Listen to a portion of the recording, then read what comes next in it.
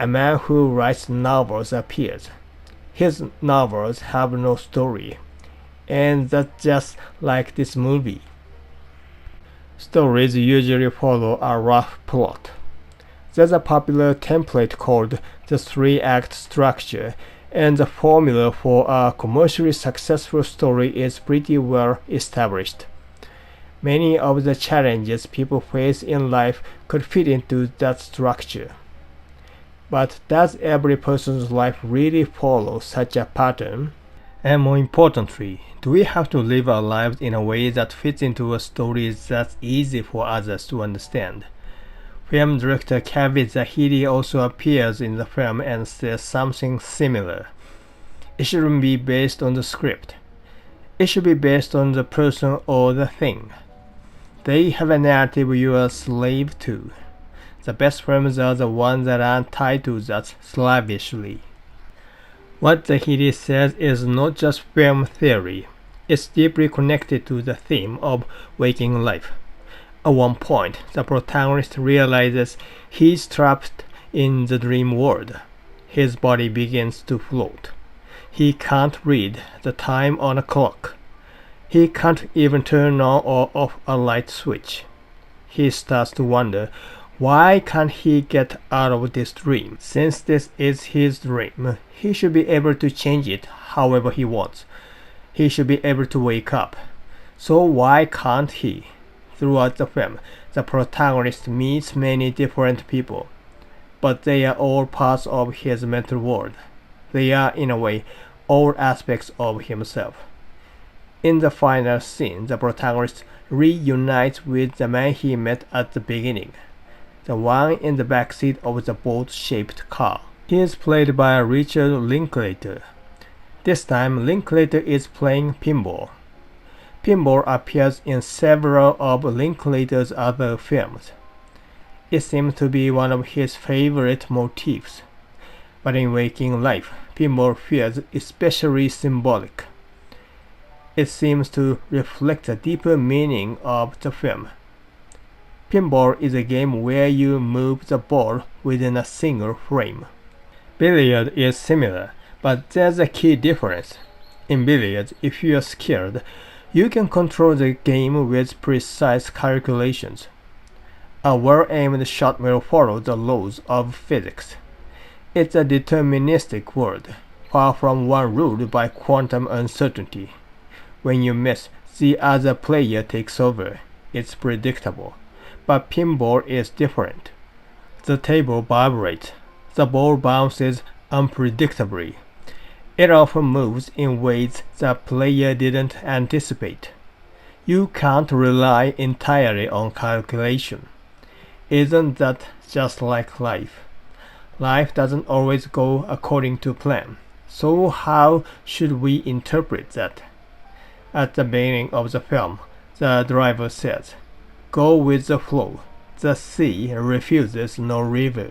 Director Kaveh Zahidi resists the idea of writing a perfect script and making a film that strictly follows it. In the context of waking life, this raises a bigger question. Is it really good to plan your life perfectly and try to follow that plan exactly? Things rarely go as planned.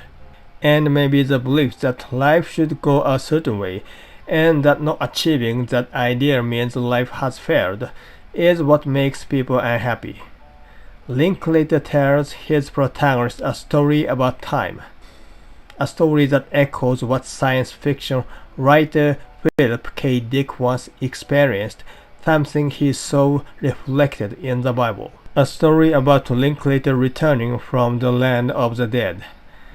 At the core of this story is a striking idea: time does not exist. Italian physicist Carlo Rovelli explores this idea in detail in his book. Time flows differently for someone moving at high speed compared to someone standing still. Time flows differently on the top of a mountain than it does at sea level. In outer space, gravity slows down the passage of time. You may have heard these things before. They are based on Einstein's theory of relativity. but quantum mechanics goes even further. It tells us that the direction of time cannot be precisely determined. And in reality, nothing material is fixed or permanent. Everything in the universe is made up of elementary particles, unpredictable, constantly in motion. Their existence is not definite, but probabilistic, and always dependent on their relationships with others. This concept is similar to the Buddhist idea of sunyata, emptiness or interdependence. If randomness is built into the fabric of existence, then time itself cannot be clearly defined. Time, in that sense, is a human invention, something we created to help organize our lives. But people are often frightened by the idea that life is limited.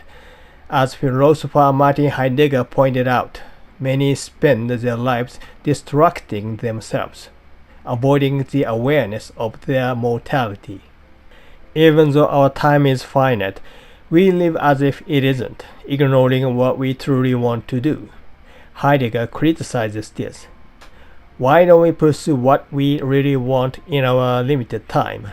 Probably because we don't want to risk failure. If we never try, we never fail, and then it becomes easy to mock the failure of others instead. Humans should do what they truly want. We have the freedom to do so. But as Erich Fromm said, people often run away from the freedom. So what happens to time when someone finds what they truly love and immerses themselves in it? Time seems to fly by in the blink of an eye. Does that mean they are missing something because time goes fast? Not at all. That is a fulfilling life, one without regret. In the film, Linklater says something like this. Someone's trying to make us forget that God is imminent. That's what time and history is. This kind of continuous daydream or distraction. This idea closely resembles Heidegger's argument. Linklater also says, actually, there's only one instant right now, and it's eternity. It's an instant in which God is posing a question. So time is just this constant saying no to God's invitation. What is God here? What is the invitation? You could interpret God as the joy of living, finding that joy is the invitation. And yet, many people spend their lives avoiding it, fearing change, fearing failure. Most movies end with a happy conclusion. You can reach it in 2 hours. TV dramas maybe in 1. But real life isn't like that. In real life, failure can last much longer. Life doesn't follow a neat 3-act structure. The future is uncertain, and that's scary. The protagonist is focused only on escaping the dream state, but he doesn't yet understand what that really means. Linklater says to him, "But it's easy, just wake up." Then the protagonist wakes up again, but he's still in another dream. His body floats in the air once more. This is the same place where the boy first floated.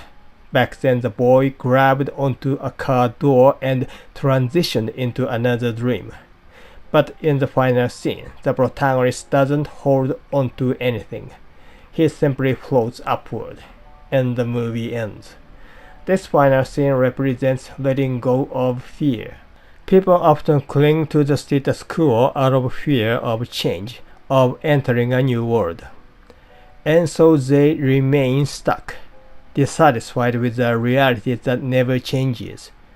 In this film, being released from what holds you down is shown as floating upward. There's an old man who appears earlier in the movie. He is seen clinging to a telephone pole. It's unlikely he got up there on his own.